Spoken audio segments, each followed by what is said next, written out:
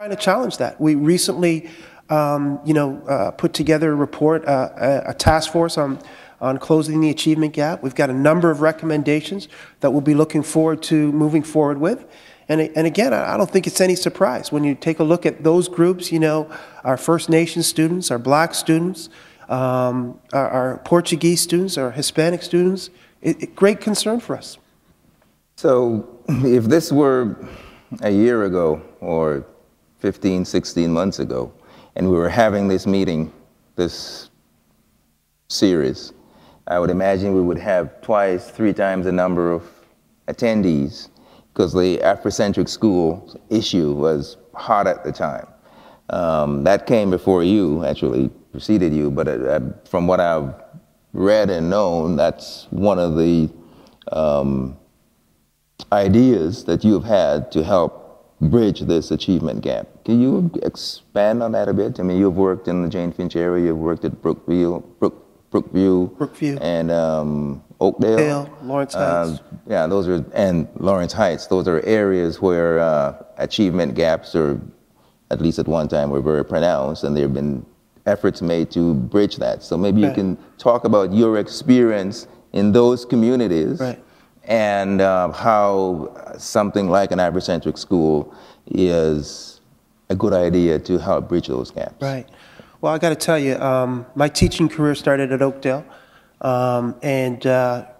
just an amazing experience, amazing opportunity, and I think we talk too often about what those communities don't have, and how they need to be fixed, and I think we need to change that perspective, because the talent in those communities is absolutely phenomenal. And just working and learning in those communities, I think certainly has had a huge impact on who I am today as an educator, and deeply committed to ensuring all students get that kind of opportunity, because the talent was phenomenal. And yes, there were some challenges, but we didn't want those challenges to be barriers to their learning.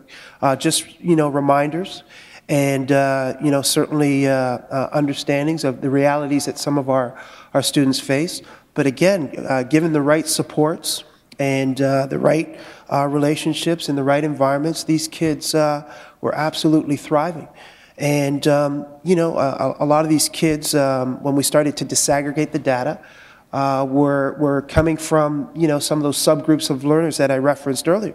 And when you sit down and you talk to them about their experience with the school system, they'll tell you clearly that they don't feel a sense of belonging.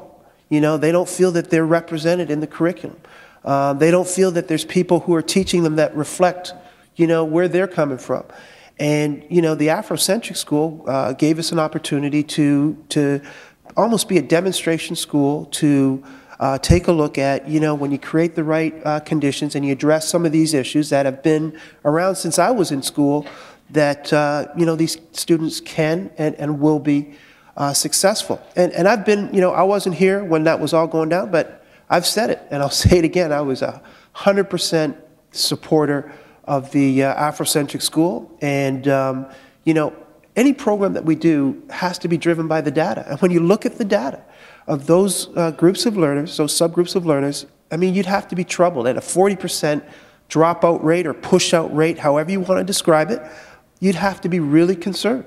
And if you keep doing the same thing, you're going to get the same result. So this presented an opportunity to do something a little bit different and customize a learning environment that was going to meet the needs of these students.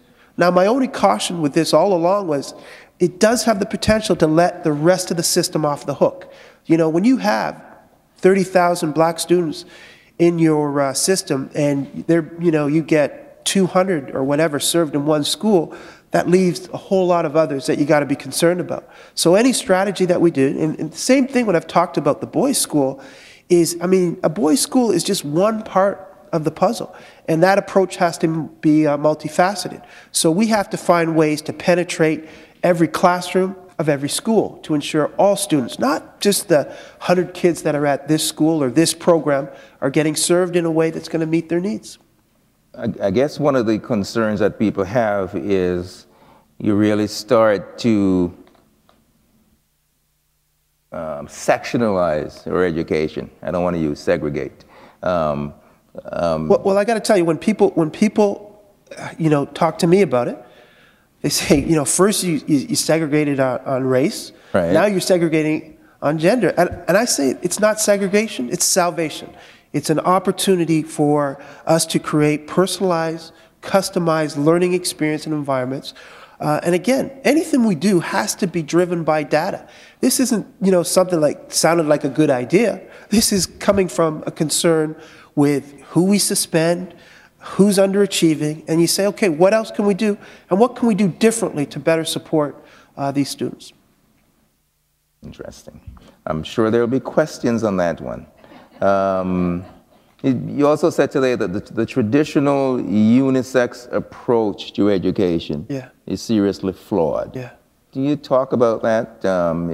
It's probably easier for people in Toronto to get their heads around gender-specific schools than it is for them to get their heads around race-specific schools. Right. So maybe you can expand on that a bit, about the unisex approach that we've had traditionally. Yeah, I mean, and I said that, and part of our boys' education strategy is to really cast a critical eye on how we reach, teach, and develop our boys. And again, it goes back to the data. When you look at the data, you can't help but being concerned about our boys. 80% of our suspensions are to boys. When we look at all the province-wide assessments that we do through EQAO, the gap between the boys and girls is getting wider and wider and wider.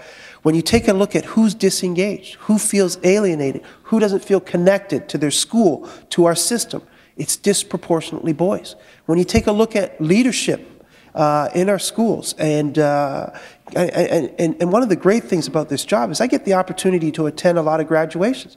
All you have to do is sit there and see who's walking across the stage and being recognized.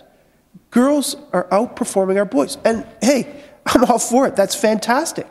And, anything that we do to support boys certainly isn't, to take away from the girls, because there's still lots of work to be done, lots of issues that we need to grapple with. But on the other hand, we have to say, okay, how do we better support our boys? And in the traditional, classroom, they're not boy-friendly. What we know about boys and how their learning, needs to be structured, and one size doesn't fit all. I'm generalizing here, but boys in general need a more hands-on, active learning experience. And what happens is, when every limb in their body is telling them to get up and move around, in the traditional classroom, we're telling them to sit down and be quiet. And when they don't, we send them to the office. And what do they miss? They miss recess.